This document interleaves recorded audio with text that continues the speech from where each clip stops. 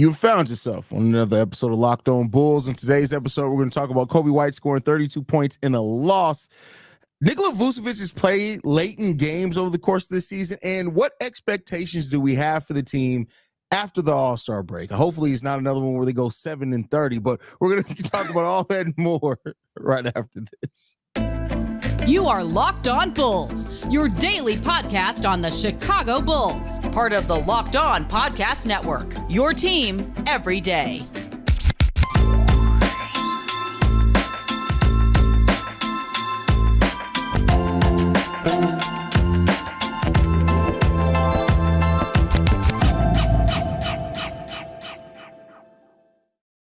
Thank you for tuning in to Locked On Bulls, member of the Locked On Podcast Network, where it's your team every single day.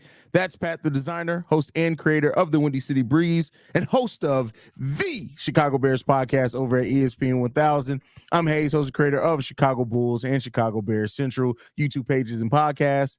And let's go ahead and get into it, Pat. This team sucks again. Nah, it's not that bad, but this team did have a struggle of a game against the Cleveland Cavaliers where they just came up short in a lot of areas, unfortunately. Now, Kobe White did have a stretch there where he really went off. There's some questions with the execution down the stretch of games we'll talk about here probably in the next segment, but when you look at the game that Kobe had, we've talked about wanting Billy Donovan. We want Billy Donovan to trust him later in game situations. He scores 32 points. He goes shot for shot with both Donovan Mitchell and Darius Garland for a back and forth there. But we just didn't have enough down that stretch in that fourth quarter of a winnable game to pull it out. How you feeling, Pat? Feel like we're bad at math again, boy. That's what it is, right? Like Kobe White battling back, dominating. I love everything we saw from him, but it's just we're not shooting enough three. And I get it, like the Cavs didn't shoot enough threes, but I was about to say technically we won the math battle this time. We made 14 threes to their 12. I know, but it's just still, it's like, dog, like why is this game close? And this is what I talked about earlier, right? And this is what I've talked about all season. The Bulls are a 2-point difference between offensive rating and defensive rating through their last 3 years. This feels like a similar year. I would assume that it's going to end in a similar way. The Bulls have now played in their I want to say this might have been their 30th clutch game of the season, if I'm not mistaken. I know we played the most clutch games of any team this season. I want to say this might have been the Bulls' 30th clutch game of the season. Yes, they have a better record in clutch games this season, which is good to hear. But again, you're in 2-point battles every single night. And in the fourth quarter, I'm not going to lie, watching that game, I was just like, I just need somebody else to step up with Kobe. I just need somebody else to knock down a 3-ball wide open. The Cavs were giving us opportunities outside. They had the paint packed. You know that's what they want to do. Jared Allen, Evan Mobley down there deterring shots, knocking things away. Exactly what you want to see them do, leaving the outside open. And I just it felt like we were just running into the teeth of the defense all night. And in the fourth quarter, especially. And that's why, like early on, it seemed like it was working, right? The 2-man game kind of working a little bit with Vooch and Drummond. Mm-hmm. But it's just, that's not something, if people think that's something realistically we can count on for the long term, I don't know what basketball y'all are watching. It's a great point. I think when it comes down to it for me, with this team and where we are and things like that, like, we don't run. It wasn't the shooting to me. It was the turnovers were a big part of it. That was something coming to this game. The Cleveland Cavaliers forced a lot of turnovers. It's actually part of their game plan, and they did it today. And that's why they absolutely killed us in fast breaks and points off turnovers and points in the paint. They killed us in those areas, and that's a big portion why. And I think that's the biggest thing here is the execution down the stretch. Now, there were some coaching things. Even with that, the turnovers, we were still in a position to possibly tie this game and sitting it in overtime, which means we weren't that close off to really having a chance to win this game. But what we're seeing is that this team we just don't execute well enough down the stretch. The things that can put you over the top, we don't do that well consistently. And when we run into teams that do, we always wind up on the wrong side of it. Well, I think here's the thing too, right? Like when you have quarters where you put up, yes, the Cavs did not have a great second quarter as well. But we have quarters when you put up 17 points. Like we're playing 1990s basketball out here, boys. And then it makes the margin so close when you get to that fourth quarter. I just felt like offensively, yes, the turnovers don't help you, but when you get to that fourth quarter and your back's up against the wall, all the things that you've gone through throughout that game lead up to that moment, right? Where all of a sudden now the Cavs are able to take the lead. You lost the second quarter 17-18. I mean, every other quarter you were able to, well, not really. The first quarter was our best offensive quarter by far, and it kind of was down from there. But it's just, I just feel like, again, we got to find a way to score the basketball more consistently. We go through too many of these moments where offensively it disappears, right? And then all of a sudden we just turn to tomorrow and we're like, try and make a tough mid-range shot for like 3 minutes of the game. It's the same conversation over and over. It's the reason that the team is 26-29. It's the reason that you're having the same struggles just holding on, because defensively, I don't think this Bulls team is a bad defensive team. I think they've proved that they're a pretty good defensive team when they need to be. But you got to be able to put up more points than the other team. That's the name of the game. Yeah, but I mean, part of putting up more points is being better defensively and stopping the other team from scoring. When you lead a game 38 minutes out of a 48-minute game, you should be in a position to win that dang game, right? The Cavs had the lead for 4 minutes, less than 5 minutes. They held the lead, but they had it when it was most important. Right, but in the second half, it was on the heels the entire time. In the second half of that game, it was, yes, we have the lead, but it's a bucket.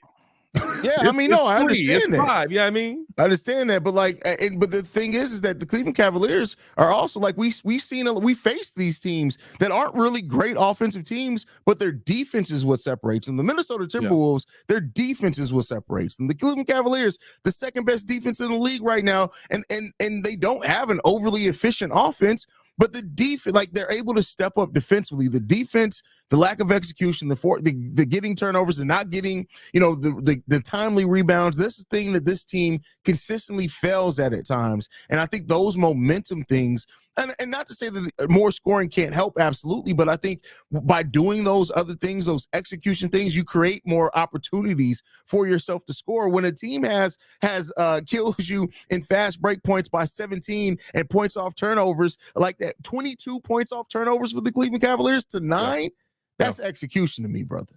I mean, listen, you still got to execute as well. I agree with you, but it's just these games being this close when a team basically says we're willing to give you something. They gave the Bulls 3-pointers all night.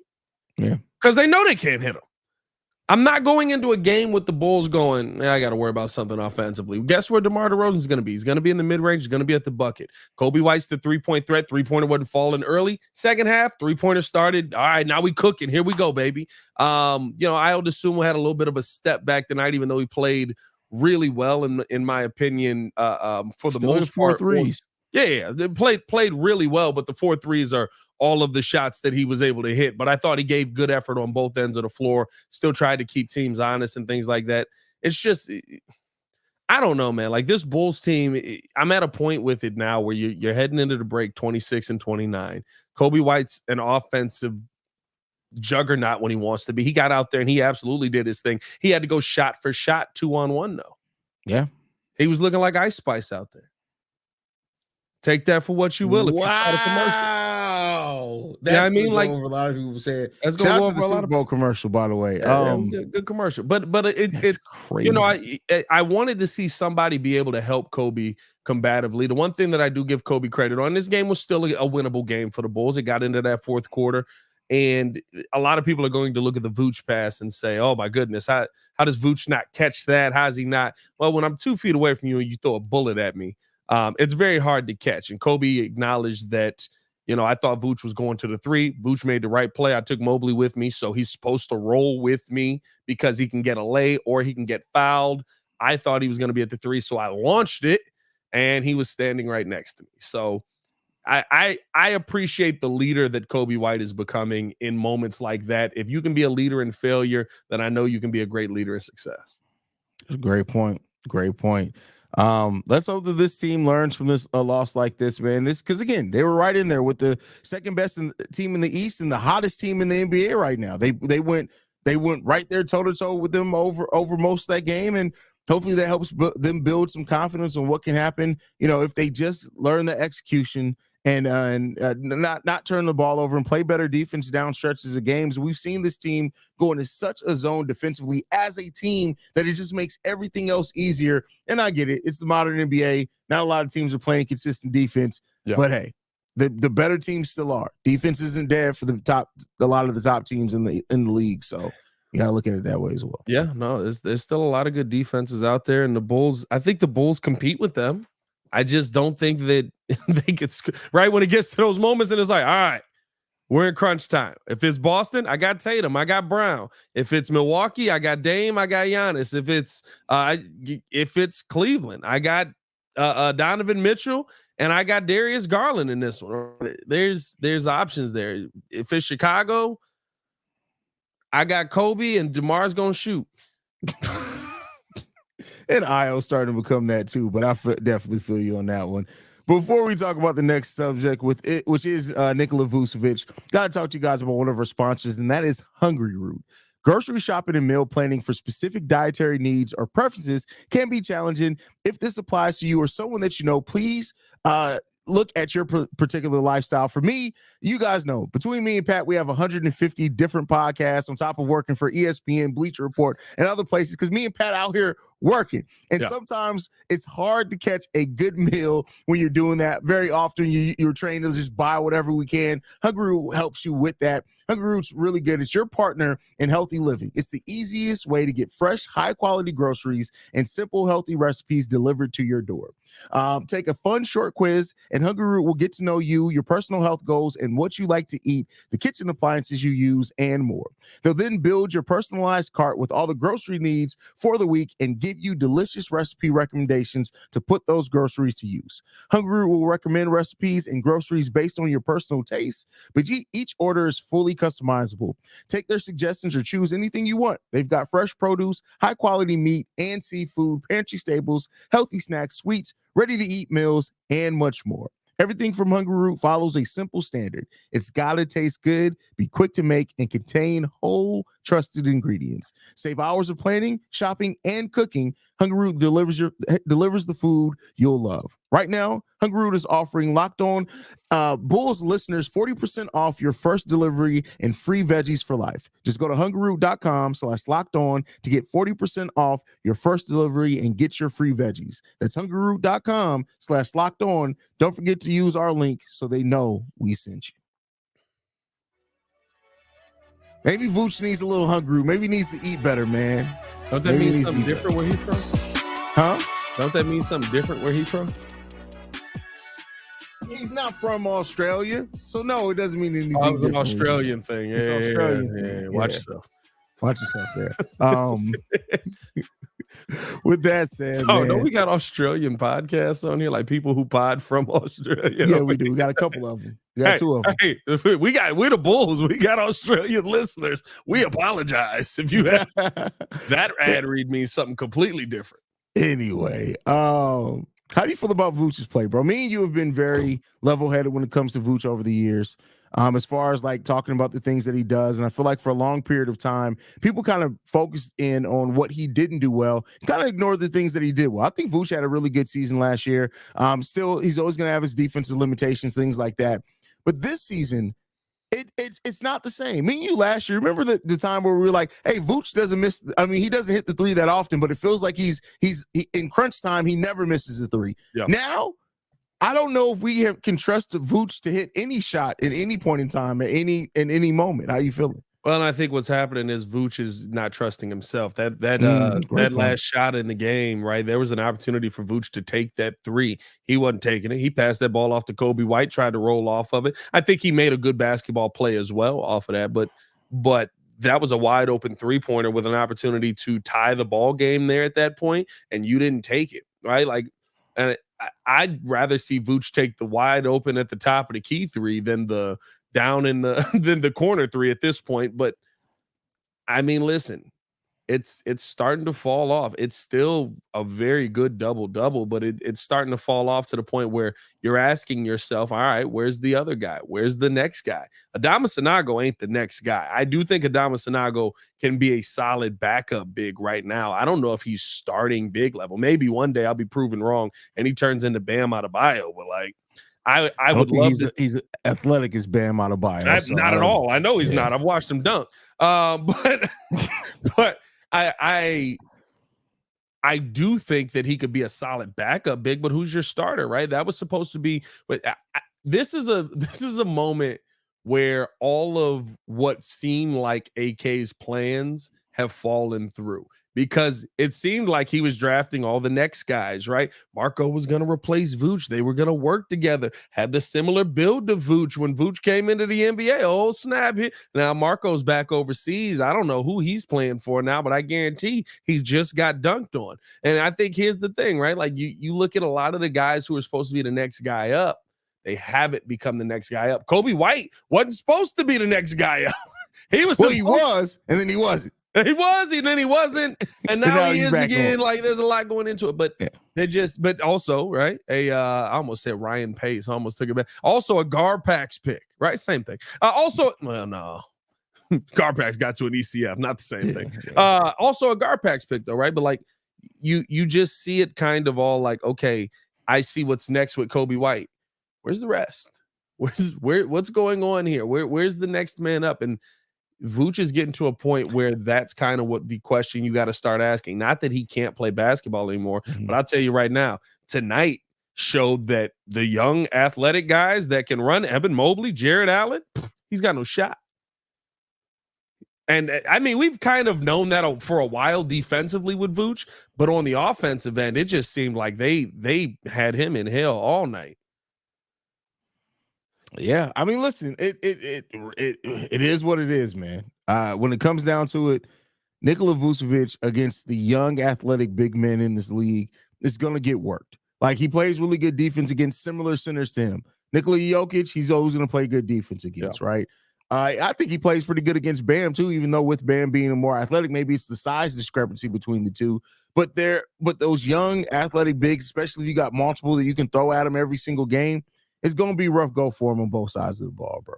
Yeah, and it's just it's getting to a point where Vooch is still talented. You can still get what you need out of him, but somebody else has to take the heavy load. Pause. That's crazy. Jesus. I don't even know how to fix that one. I'm not going that far. Why not go with that far? Somebody else is going to have to take on the scoring. The scoring load is acceptable. Somebody's going to have to take on the scoring load, right? And Vooch isn't going to be able to be that guy take that on the money shot was anymore.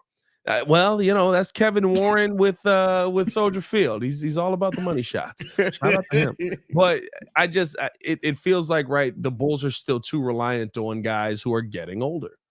That's just what it is, right? We're relying on DeMar. I was surprised Kobe White took the last shot today. I was like, 3-point shot, a game within reach. DeMar's got to be taking it. Kobe taking that last three, a little bit of a shock. Maybe you're trying to get him going with something, but for the most part, to me, I think you're asking too much from these guys at this point in their careers. I mean, it could be something to say that you're onto something there. The way I look at it is the proof's in the pudding. And right now, they've shown this. They ain't ready. Like that's just what it is. Like this team is having some serious struggles right now, and there's not even anybody who could get ready at that position. Oh yeah, well, I mean, yeah, unless you wanted to try Dama Sanogo just to try something different. Yeah, I don't know, bro. Like, in the future of the center position, I see a lot of Bulls fans, of course, because anytime a player is playing bad, we can magically trade them for the next generational center. But is that what we say? Vooch is going to be here, and he's going to probably be here throughout all of this contract. Maybe they can trade him as an expiring, but I think it's going to be important. You could tell me how you feel, Pat, that if I still think with this draft and the way the talent is, you take whoever you have at the top of your board, regardless of position, and hope they're going to work out. But if you can get a center in this draft, a young big, I think you kind of got to focus on that as well. If they're there and you have them ranked pretty high. I'm not gonna lie. I think it's something that you can put off, but you just have to make sure that you're going out there and Vooch isn't your focal point offensively.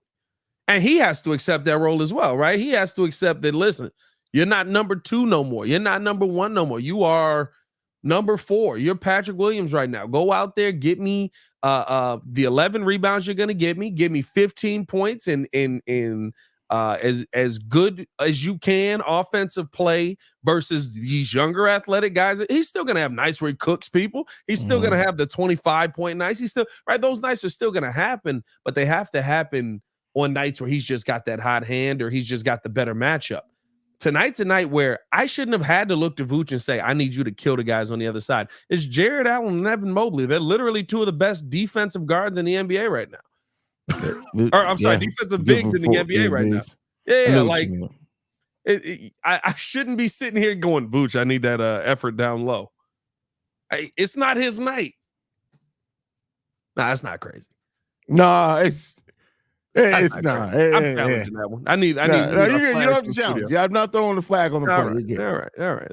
That was one of those that was like, listen, it's not a flag, but there's a warning. You grab that jersey again. Don't stay down low. I don't know, man. Like this team at this point is, like I said, it is what it is, and Vooch is who he is at this point. You got to find somebody else to step up. That's a fact. Yeah, I don't know. Appreciate you, this Bulls team, bro. Like, I'm not gonna lie to you. There it is. That's what I was looking forward to. Appreciate you guys for tuning in and showing love, man. Got to tell you guys about eBay Motors. Passion, drive, and patience. What brings home the winning trophy is also what keeps your ride or die alive. eBay Motors has everything you need to maintain your vehicle and level it up to peak performance, from superchargers, roof racks, exhaust kits, LED headlights, and more. Whether you're into speed, power, or style, eBay Motors has got you covered. With over 122 million parts for your number one ride or die, you'll always find exactly what you're looking for. And with eBay's guaranteed fit, your part is guaranteed to fit your ride every time or your money back. Because with eBay Motors, you're burning rubber, not cash. With all the parts you need at the prices you want, it's easy to turn your car into the MVP and bring home that win.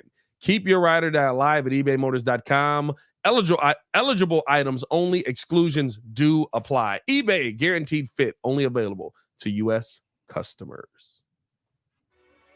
All right, Pat, before we go for the day, man, the Bulls are heading into a long stretch of being out.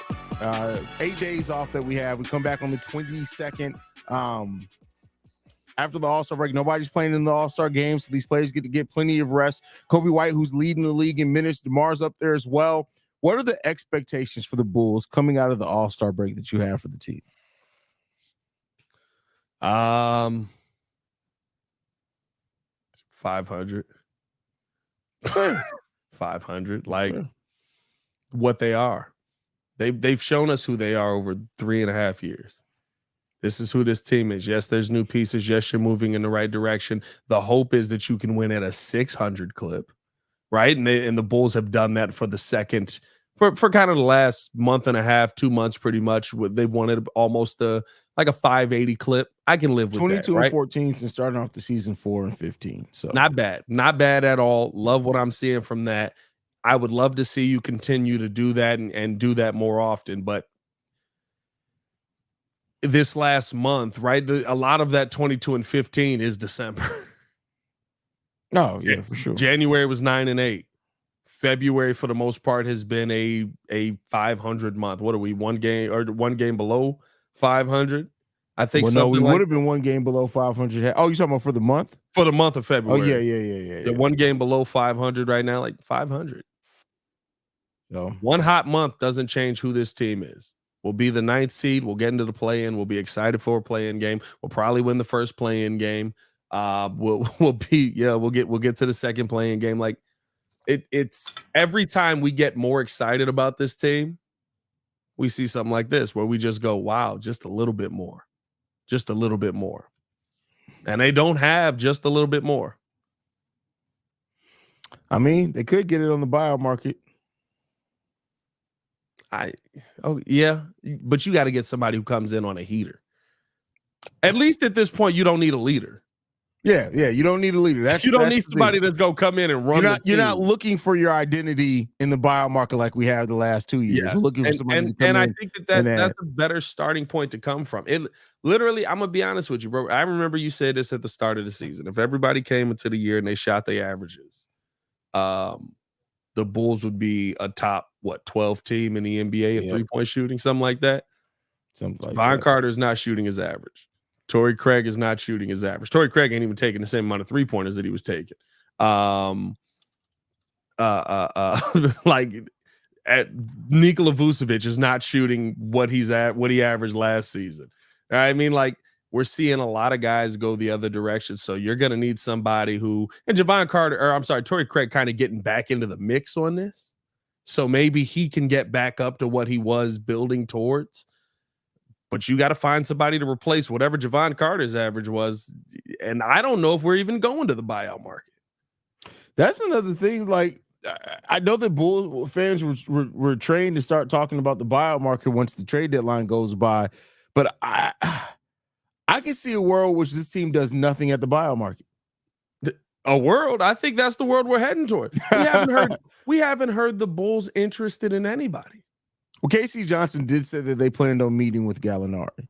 He did say that. Now, I don't think that he was saying he thought it's not reporting that he heard theirs, but he thinks that they would. Take that for what you will. So, I don't know, bro. Gallo's in, because how tall is Gallo? Gallo's 6'11", 6'10", 6'11". Is he almost 7? Gallo would be interesting. And we talked about that a little bit yesterday. Gallo would be interesting because, like, gives you a little bit of the rebound, it gives you a little bit of the 3-point shot, but I don't know, man. Like, I just every time I feel like, okay, maybe I can get excited about this Bulls team. Okay, maybe they do got a little bit of something going here. Maybe we can get some momentum. Like, I'm not gonna lie, I would have a completely different persona in this break if you win the Magic game or pull out this game, like one of the two. Because it would have been, okay, you finished off better than you went in. You would have been 3-1 going into the All-Star game since the trade deadline. Maybe there's something here that we're missing. 2-2 feels very familiar. It does.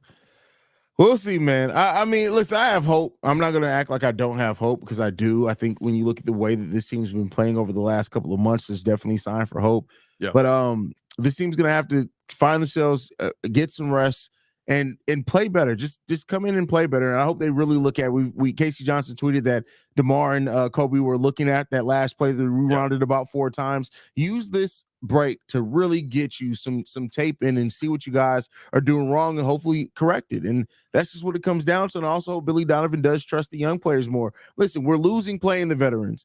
To me, I get it. Javon Carter had a good game last game before this game, but to me, I'd almost rather, even more so than buyout market. Let's get Dalen and Julian some tick. Didn't we guaranteed his contract too? I swear I'd cut him. He's all 3 years are guaranteed. All 3 years his contract. That's crazy, man. Oh man, and we were excited about it. Yeah, and we were excited, us, bro. I feel like you ever seen not Other Guys. What's the movie with Jonah Hill and oh boy when they the cops? Superbad. Not Superbad. Dang, Jonah Hill been in a lot of cop movies. The one with Ice Cube. With Ice Cube? Yeah, Ice Cube is the police chief, and they go undercover as like high school students. I was thinking Seth Rogen when I said Superbad. Yeah, Jonah Hill, he wasn't a cop in Superbad. You're thinking of oh my God, I can't think of it. Anyway. Undercover. Why can't I think somebody in the chat? Y'all know what we're talking about here. The chat. Help. Yeah. 22 Jump Street. 22 Jump Street. And 22 Jump Street. 22 Jump Street. Yeah. I feel like us being excited about Javon Carter was like when he came in 22 Jump Street and he was like, I got laid last night. And it was like, oh, snap, up top, give me 5. And Ice Cube high-fived him. And then he finds out later, like, he slept with his daughter. He's like, he slept with your daughter. And you high-fived him. That's how it feels finding out Javon Carter's bad. We were like, Javon Carter, here we go. Okay, defensive dog. He could start possibly if we need to at point guard. It was like, oh, we high-fived on this. This is gross. Like, should have just kept Pat Bev. Should have? Well, listen. Should just kept Pat Bev. He's right up the street. He's right up the street. We can go get him. They're not keeping him. He's right up the street. Just go get him. That's crazy, man. That's crazy. Can we guarantee deliver the Devon contract. Carter back to Milwaukee and just get Pat Bev? Yes, not gonna happen. They're gonna look and be like, you're stuck with him now. Hey man, follow us on everything at Locked On Bulls. You can follow me on everything at Pat the Designer. I high-fived him. You guys can follow me at CEO Hayes. I want to thank you guys for tuning in to another episode of Locked On Bulls. We are free and available on every podcasting app and platform, as well as YouTube. And we're also on Spotify. Make sure you guys check us out on Spotify as well. Leave a 5-star review on iTunes. Even if you watch the YouTube channel, go over on iTunes and Spotify. Leave that 5-star review because it helps the podcast grow. For Pat the Designer, I'm Hayes. It's been Locked On Bulls, and we out here. Peace, y'all. Peace.